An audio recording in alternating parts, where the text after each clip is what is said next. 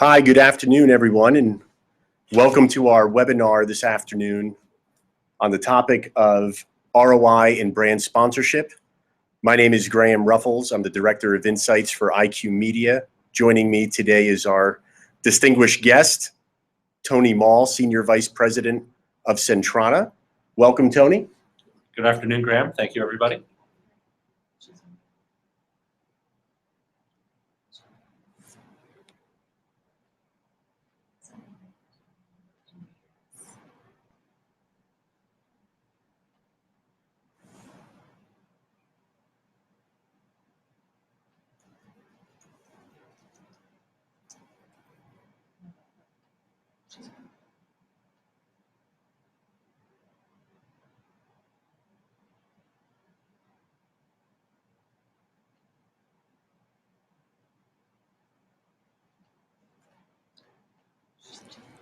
Okay.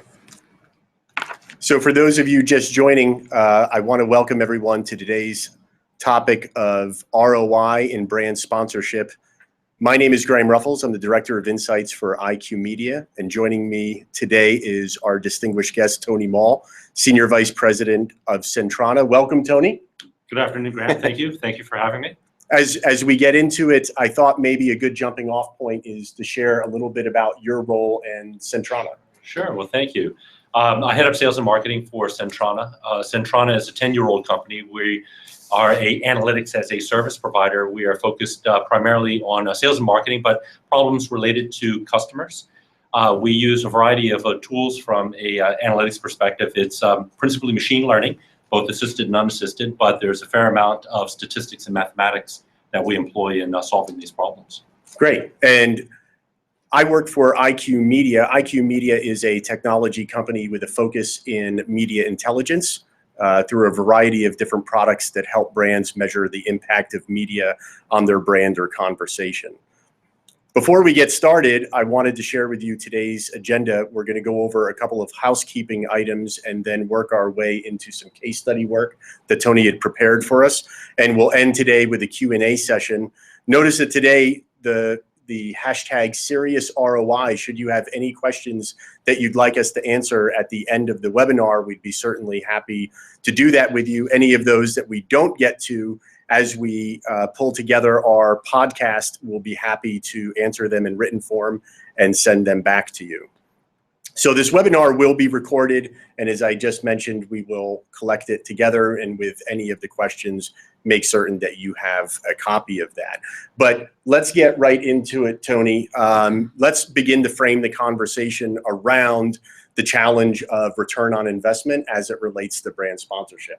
Yeah, I would say that the industry has begun to change quite dramatically in terms of what ROI means to a particular brand as they're out there spending money on advertising. You know, it used to be in terms of getting the message out, how much brand awareness was there? Was it assisted awareness or unassisted awareness? How much prompting do people have to need to be able to remember, the brand's message? Right. And so there was a lot of time and attention spent around brand awareness and audience measurement. What we have found as a data analytics firm is that many of the brands are coming to us and saying it's not enough. We need to see much more awareness, but ultimately we need to see sales. We need to understand how this particular message, as it relates as to part of our marketing mix, what is the attribution? How has this particular event driven sales, and to what extent? And that's where many brands are going. And what we find is that there is a dismantling of the old guard. Looking at this old Hershey's ad, this may have worked and been very effective, back during the 50s and 60s, but we're in a completely different world today. And I think in this next depiction, what you're seeing is that the brands are trying to figure out, okay, how do I put myself in the middle of the action? So it's one thing to have to find yourself in the periphery. So if the periphery of the action was the typical 30-second spot. Now, I'm not saying that all these things are mutually exclusive, but we're seeing more and more of a blend of the messaging that's going out to the marketplace. So we certainly have the 30-second spot. Television is very, very important. But now what we're finding is the brands are beginning to insert themselves in the middle of something exciting. they want to be part of the action, and there's a certain amount of affinity and customer loyalty. What they want to do is to be able to borrow the customer for a particular fan of Formula One racing. HSBC wants to be able to leverage that and take advantage of that. You can see them moving closer into the center of the action. But to a certain extent, it's even getting more focused, is that people are tuning out, that periphery. If you were to ask people about the race, right. Oh, I saw Michael Schumacher who came through the third turn, and it's like, well, did you see any of the branding that was around? It's like, I was overwhelmed with all of the branding, so I don't remember any of it. So now the effort is to be able to insert the brand even deeper into the middle of the action. So in this case, we're seeing not only just product placement in movies and television, but actual product integration, where the product is actually in the center, and it may be part and parcel to the action. Right. And it's right there in the middle. So it's very hard for the consumer not to see the logo, not to see the brand, and really identify Iron Man with this beautiful, Audi RS8 Spider. Right. So you're saying that there's an evolution of brand sponsorship in that it's getting increasingly native to its environment, right? The days of simply putting a logo on the back wall of center field have evolved into product placements, as you just pointed out here in a wonderful example with the Iron Man right in the middle of the action. Right. And the challenge now for the brands is that as they are trying to move themselves right into the center of the action, when now I'm looking at this particular movie, or I'm looking at the logo in a television show, so what is this actually getting me? I mean, they're still trying to answer the question of, is this getting me any closer to sales? I think that I'm more in the middle of the consideration set for a consumer. It's harder, or at least it's harder for the consumer to turn me off. Right. But am I actually turning them on as it relates to sales? Right. And we're seeing the next step as we're going beyond, the product integration, where the brand is in the middle of the action. But of course, you're seeing a tremendous advent of mobile, location-based targeting, high personalization based upon where somebody is physically located at that particular point in time. And some of the things that we are beginning to address with our clients is a brand wants to be able to reach a fan during a sporting event across a mobile app, and then be able to continue an offer with a quick service restaurant that happens to be across the street. So you're seeing much more complex partner relationships between the brand, the content provider, and maybe another a partner who is also supporting that brand. Right. So trying to get that coordinated. Another example would be a toy manufacturer who's licensing licensing a movie, who's then making a toy, who then needs the help of a retail partner to be able to promote the sale of that toy. So you're looking at how do I connect those dots, because you're looking at a licensing fee, you're also looking at trade spend in terms of the partner support. And so in all of these equations, not only are we looking at just simply the cost of the message, but we're also looking at a tremendous number of other costs that are associated with the sale of that particular product. How do all those costs together end up supporting the sale of products, and where should I spend my money? Right.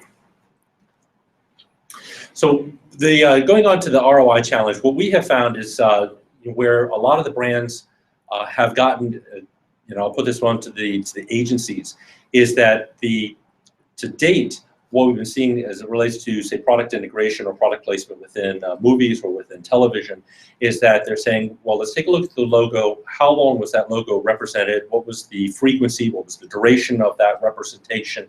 And then how do we add that up? So, for a luxury car brand, we had you in a movie, and we had a couple of television shows. There was a total of an hour of logo time, which equates to 60. Or equates rather to 120 30-second spots. Right. Now, if you had to go back out into the marketplace with comparable, say, television, and you were going to buy a bunch of 30-second spots, see if you were to buy, this amount of, time, it would have cost you this amount of money. But in this movie, it was less. So therefore, you're ahead of the game because you reached your audience with a different channel, and it cost you less. Right. But that still doesn't answer the fundamental question for the brand. Is that even though it may have cost me less, one channel versus another channel, did I really advance sales? That's right. and that's still, they still haven't really been able to answer that. But what I do think that with the product integration that they are beginning to get, and where they believe that in being involved in sports or being in the middle of the action, that they feel that they're not being fast forwarded through the commercial. You know, that as people are moving more towards, you know, storing of content and looking at it later with the DVRs and stuff, that, you know, fast forwarding with the commercials. Also the second screen syndrome. What they are hoping is that through, you know, as I pointed out with the use of the mobile app, is that if they are going from the middle of the action to the second screen is supported. Maybe if they're watching a sporting event on television, they go to the second screen, which is going to be also the streaming of that sporting event. They can look at scores, they can take a look at reruns, and that also allows them, it supports that primary screen, but it's also another way to deliver an ad or a promotion or a coupon or something of that nature. So second screen isn't bad. It's just, well, we got to know what is it. So there is that second screen syndrome, but they're also looking at the social buzz. We want to understand so that, you know, especially as it relates to that mobile content, if there's some streaming, you know, clip, you know, how can we get people to come back to it? So that also speaks to the ad stock, meaning how long is that, the life of that content, you know, does it reverberate beyond just the initial viewing? How can we drive some life for that beyond just the initial event, and so that there's some reinforcement and additional memory that comes along with it. And with the positive and negative impression, we're hoping with the social that we're able to pick that up in terms of sentiment analysis and the context with which it's being spoken. So what we have found ourselves doing is we connect the dots, and where IQ Media has been incredibly invaluable to us is at the top of the funnel. What is the amount of the stimulus? You know, how frequently has the brand been promoted? What is the duration of the brand? And then being able to bring that down through web data. We would use the manufacturer's data if they have an e-commerce site that they're hitting. If it is a luxury car manufacturer, we're looking at their tier 1 and tier 2 sites, but we're also looking at their dealership sites. You know, so we're following the snail trail of the consumer activity from the investigation. What was the initial stimulus, which is at the top of the funnel? How are then moving down through web data? Then we're connecting it with the point of sale information. And to the extent we're also looking at basket information. So what are the other complements of goods that they're buying that then support the purchase or complement the purchase of that initial product? So we're looking at a variety of that information across the board to understand how are people first initiated, and then how do they go down through the buying decision to what are they actually purchasing. Makes perfect sense. So with the you know, where we've gone through, and I'll get into a case study about this stuff, and to expand on that example of the luxury car manufacturer, you know, looking at sporting events. So a manufacturer has got a sponsorship, say with NASCAR, and I'm not, you know, picking on NASCAR or it's just any kind of sporting event where they're looking at to get an opportunity to get their brand out to a motivated audience. And we've seen a lot of numbers out there that if a brand were to say, are you familiar with brand X? And then what is the response from consumers? But then when we also say, this brand is a official sponsor of this sport, then what is the willingness to purchase? That propensity on the part of that consumer, we found has come up extremely high. So clearly that the sponsorship with the sports activity is beneficial. People see the benefit, they want to be able to do it. Very interesting. But the question is then to what degree and how does that fit within my marketing mix? Where we've seen so far is just basically, as I said before, is that relative measure. Well, how many, if I were to equate this brand sponsorship, and I were to equate that to the amount of time that was, that if I were to buy a number of 30-second spots, right? Does that make, am I ahead of the game or am I behind? And so that's really where I think the industry is, in general, is at that particular point. Is, should I go ahead and buy television, or should I continue to move on with my sponsorship? Yeah, absolutely. So what we have done, and where we are looking at this stuff, is really looking at the marketing mix to be able to identify by event or marketing campaign, what is the value of that particular campaign to that brand. And so what it comes down to is what we refer to as, well, not what we refer to it, but what the is principal component regression, is to be able to understand what is the campaign, what were the KPIs supposed to be associated with that campaign, to what degree were they matched. And what we have found with many of our brands is that they've got a lot of concurrent activities that are happening. So if you're a car manufacturer, not only are you sponsoring NCAA sports, but you've also got summer promotions. You've got no interest purchase programs. You also have your dealers that are out there that are promoting, free service agreements for the next, free oil changes for the next 2 years. And what we're doing is we're coming in, we're taking a look. We know how many units were sold. We know that there are 2 million within this, say in the luxury car category. There are 2 million units that are sold. For this particular brand, they accounted for 150,000 of those units.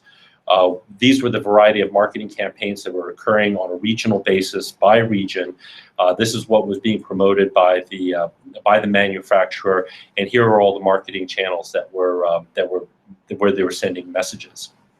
So we take all of those events, and because they're not happening, even though they're all happening simultaneously, they're not happening simultaneously across every single region in the United States. Right. So what we're able to do is to take a look across analogous markets. What was used in Tampa? What happened in Indianapolis? How did that, is it something similar or different in Lexington, Kentucky? So by market, to be able to understand, here was the stimulus, here was the sales associated within some period of time. And then depending upon the product, we also have to understand what was the relevancy of the stimulus to a purchase. Now, for an automobile, you could be taking a look at a whole year. Now, if you're looking for an e-commerce, you're trying to drive an iTunes event, that could be happening within the next hour. So that's one of the things we have to do is measure what's the relevant time frame, for that initial stimulus. What was the effect of that stimulus over what period of time before we actually see a sale? So that's the type of activity that we're engaged in, to take each of those marketing activities by region, by product, and reduce it down to a component, and to be able to measure the effectiveness, and then be able to isolate that, and then roll it up and say, okay, that campaign stimulated these sales, and for this particular product in this period of time. And it is all about the bottom line, as we were talking about prior to getting in the webinar. Right? Yeah, that is. Well, that's what I would say is that most of the brands right now that we've probably had within the last 6 months, there is a commitment to, say, experiential marketing to get themselves away from the traditional channels, which also has a very rigorous measurement process around it. So they're stepping away from their comfort zone, and they're going out into these industries and events, and the whole to be cool and to be relevant to, say, millennials. Yeah. Looking at pop-up events, and that's where the challenge associated with some of these experiential events is that you want them to be unique. But from a measurement perspective, they're really hard because it's a one-time event. That's right. And so, okay, well, how do I learn from this one-time event when I go on to my next one-time event? Are they analogous, and to what degree are they analogous? And then how do I start to use this as from a forecasting perspective? Was it effective? And that's what we're having to deal with is we have a whole bunch at the top of the funnel, a lot of these, a whole string of one-time events that we then have to equate to each other to be able to understand these pop-ups, or how are these effective, and how are they useful to the brand. Right on. So the type of data that we're using, at the bottom, I guess maybe I should have reversed this, but it's working from the bottom up. Is we're starting with the transaction data, and sometimes it depends upon the relationships that we have, say, with a manufacturer. Trying to get transaction data from a retailer is difficult. So, these, as I'm speaking in generalities, because every industry has its own competitive nuance in terms of sharing and collaboration that occurs. That's right. There's where we found, and where I think that Sentrana has been effective, is where there is a high degree of obfuscation, and a lot of it is intentional.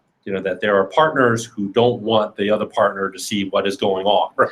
And, as funny as that sounds, right? Yeah. Everybody's got their agenda, yeah. And so they squeeze the channel up and down, because that means that the more I squeeze the other side means the more that I'm able to protect my margins.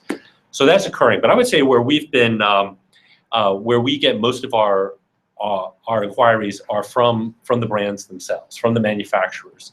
And so if they're either paying a license fee upstream, for the content provider, it could be a sporting event, or it could be a brand, some sort of a sponsorship event. And then they're also having to pay retail partners in the form of trade spend downstream to be able to get their product into the hands of customers. So getting a hold of that transaction data, we're either having to rely upon a retail partner who may be providing, say, point of sale data, but they're not providing basket level data. Mm-hmm. So we don't know what's all the complements that are in the basket. We know that maybe at that store, there were so many of these widgets that were sold at this particular price through these particular dates. So we're getting that particular information, or we're having to go to a third-party aggregator, such IRI's data, to be able to see what store level information that we're getting from a third party. But transaction data is important for us to be able to connect the dot. What actually got sold and where? Then we're going up into the marketing data and understanding. So what was the stimulus? What were the messages that were being sent out, both through broadcast media as well as online?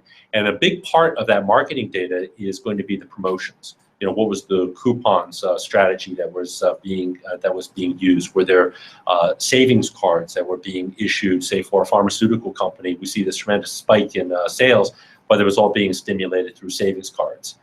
So to what degree has that all happened? As I mentioned prior, where this gets hard for us with the marketing data is if you're running a national campaign where you're running one message across every single market with one promotion that's going across every single market.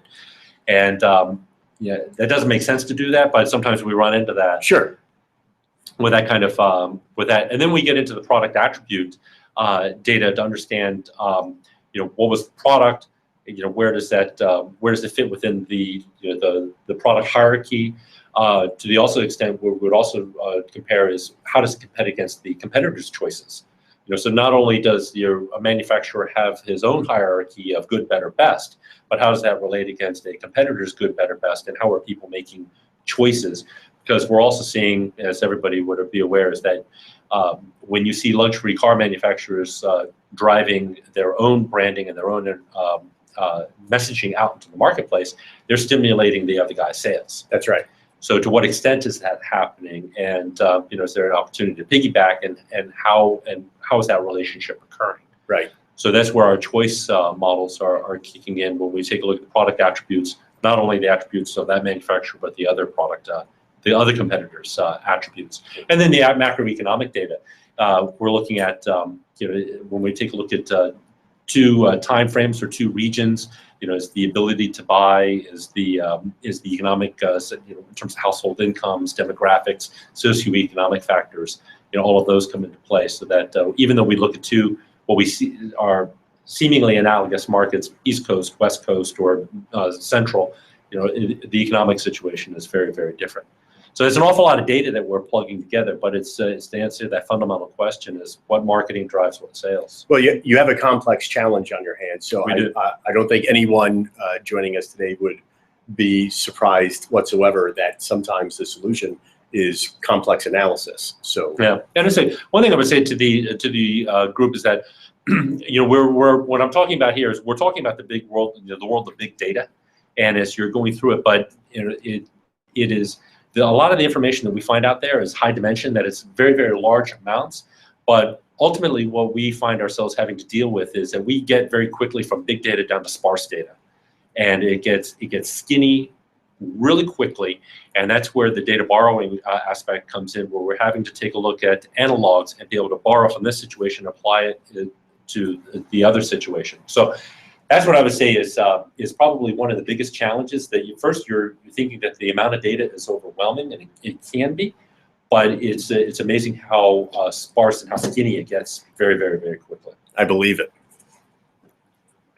Well, let me get into a case study that I think that is the jersey, the branding on this jersey for Intel. I thought was Really pretty funny. And that's we had done work with these guys. They have a quite extensive ad budget. It was about $4 billion.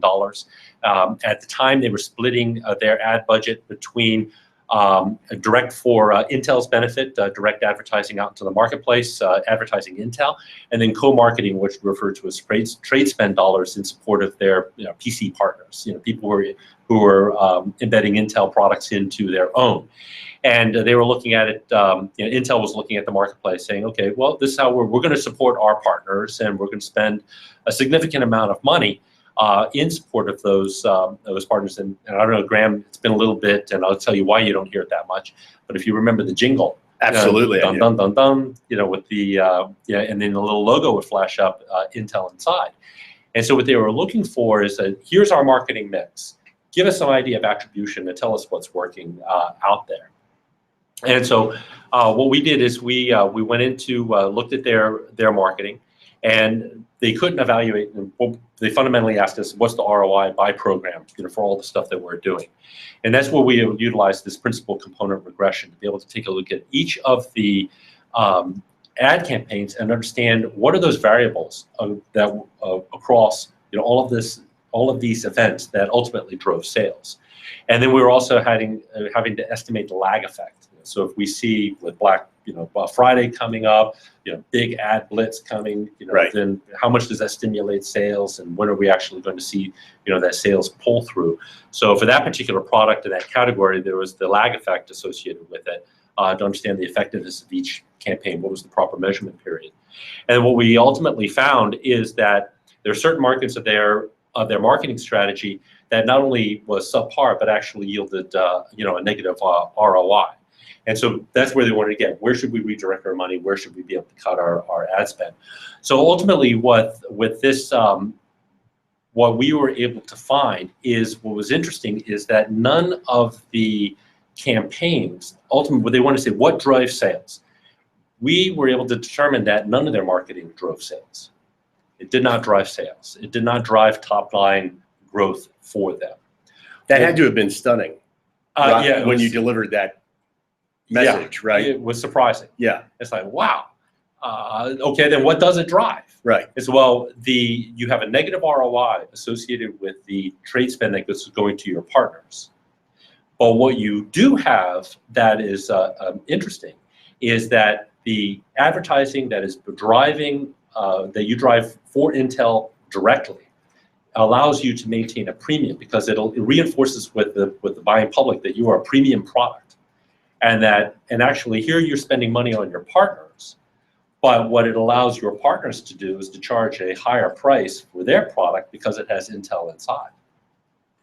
And so there was to the attribution that we had identified is that really what the market, what their direct advertising was reinforcing was that Intel was a premium product and that deserved a premium price. And so that's what we were able to demonstrate, is that you're able to, that's how the Intel chip is more expensive than their competitors, even though the clock speed and the number of megahertz and all of those issues, they were identical to a competitor's product, yet the Intel product was able to maintain a premium. I find that really fascinating, because it completely aligns, as we here at IQ Media usually think in terms of paid and earned, and in times shared and owned media. And you're talking about an analysis now of seen and said and heard. And so in a multi-dimensional way, being able to apply that at a really powerful conclusion for Intel. Yeah, and so Intel has pulled all that that back in this. They're promoting their own agenda. They're marching out quite aggressively into the marketplace as they do to preserve that that pricing premium that they've got over their competition. Is there a chance we'll ever hear the jingle again? Yeah. It makes perfect sense, especially if we're going to second screen. Yeah. Yeah, I think they'll bring back that. They'll probably bring back that audible cue, because right, it's so unique. But I'm sure they'll bring it back for for their own ads, but not probably for their partners. Yeah, but maybe they could put a sound chip in a jersey. Never say never. Never say never. Exactly. The world will change. That is absolutely the case. But where we're looking at, I would say the summary, and this is in terms of the brand sponsorship opportunities. This is we feel that the brands are themselves evaluating what's in it for them, Mhm. clearly, and that they are equating or attempting to equate this spend with sales or something. What is the material impact of this marketing budget, that's coming back to us? And I certainly could say that across industries, marketing has definitely become a much more data-driven